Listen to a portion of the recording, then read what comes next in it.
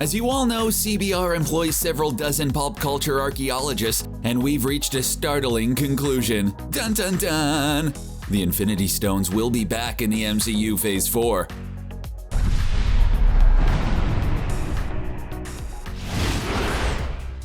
Our team agrees that the first place we'll see the stones is in the Eternals. In Guardians of the Galaxy, we discover that giant beings called Celestials once wielded the stones. We also found out that some beings used the stones together for a short time.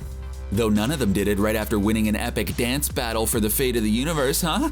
Peter Quill has a unique and very strange place in intergalactic history.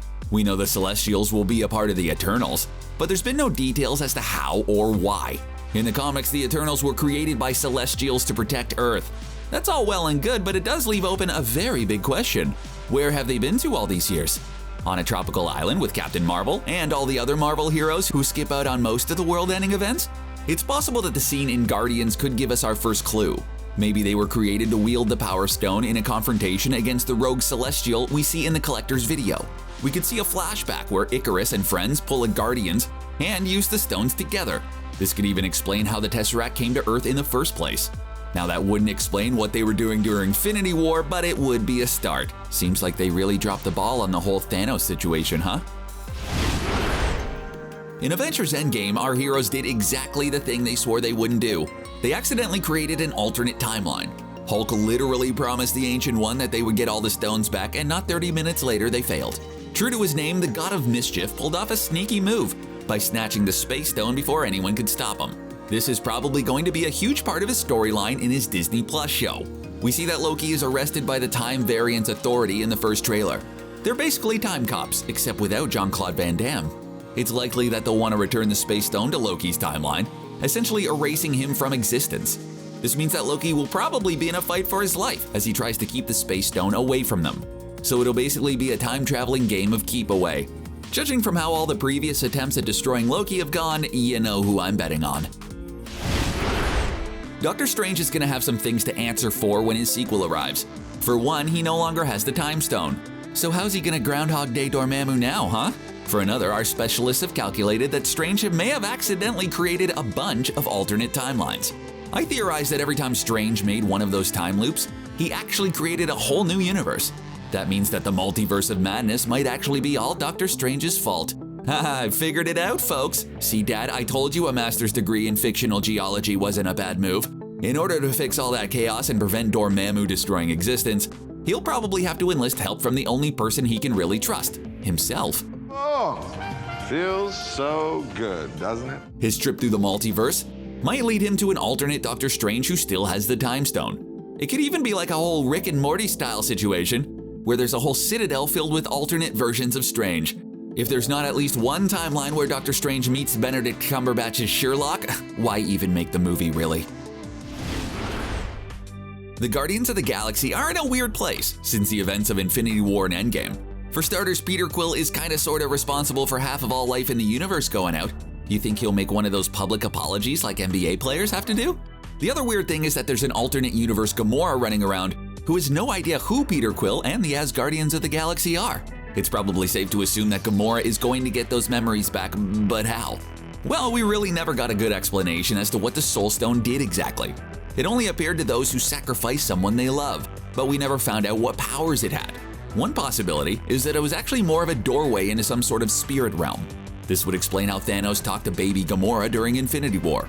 This could also be the same realm we see T'Challa and Killmonger go to when they want to talk to their fathers. Maybe Quill and company figure out some way to take Gamora to this realm to reclaim her memories.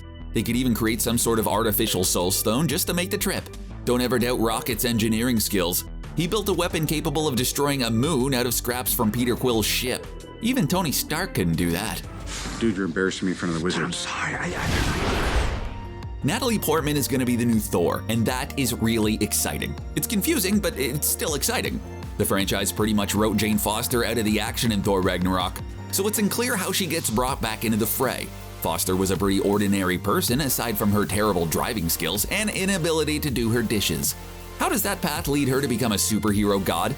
Well, the one weird thing that did happen to Jane is that once she merged with the Reality Stone. Though it was a lot more like reality goo if we're being honest.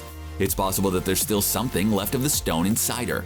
Maybe the Dark Elves return and try to recreate the Reality Stone from what remains of it inside Jane's cellular structure. I mean, they cast Christian Bale as the bad guy. If anyone looks like a Dark Elf, it's him. He could be Malekith Jr., and Marvel could try to not ruin one of the best Thor villains this time. It would be cool to see a live-action War of the Realms. The only way Jane could defend herself against this threat would be to become Thor and save the universe. Let's just hope she's still dating Richard from the Dark World. A scene where she has to call and explain why she's late for dinner while fighting Dark Elves, well, that just writes itself. How could you ever hope to top something like Infinity War and Endgame? The stakes affected literally every living being in the universe.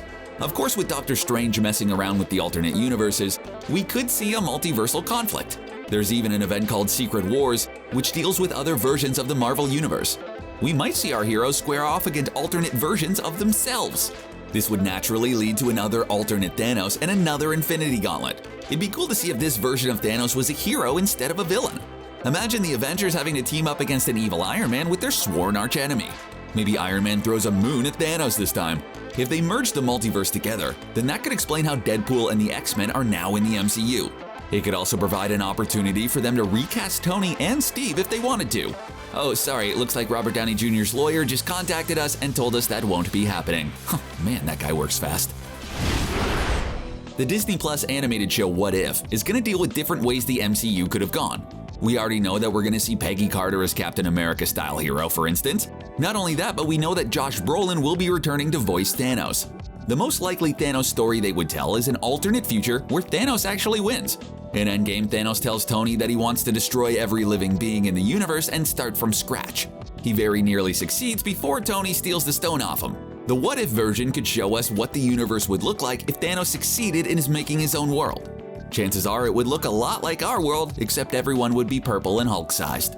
It would kind of be interesting to see Thanos struggle to keep the universe to his moral code.